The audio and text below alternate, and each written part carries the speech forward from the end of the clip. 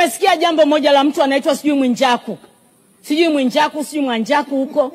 Amekwenda amechezea wanafunzi katika vyuo vikuu. Sasa huyo maadili anakwenda polisi watamchukua. Na nyinyi wa maadili je? Yaani nimeona hivi vitu tuviangalie.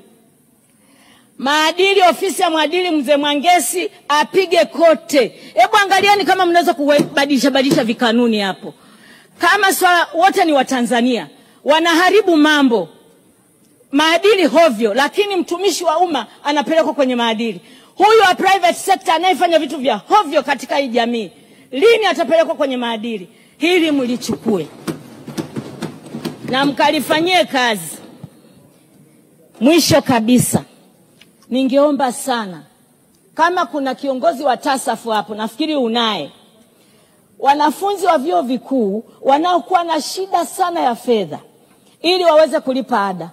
Mheshimiwa Waziri, mlolongo unakuwa ni mrefu kiasi kwamba mpaka waje wapate sijui idhini ya hela, tayari wenzao kule wameshasoma.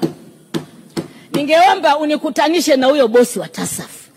Mimi ndio mwakilishi wa vyuo vikuu jamani, na ninataka nirudi hapa.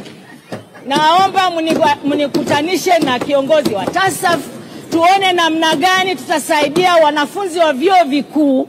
Kama wanahitaji msaada wa fedha za TASAF, wapate mara moja. Akisema mwakilishi wa vyuo vikuu huyu ana shida, kwa nini msimwamini? Yaani mimi naweza kumchukua tu mtoto nikasema huyu ni maskini wakati kweli sio maskini. Naomba kwa hilo tena mlifanyie kazi. Muda umesha, mwenyekiti. Asante mheshimiwa, muda wako umesha. Basi nikushukuru sana na naunga mkono hoja. Asante sana.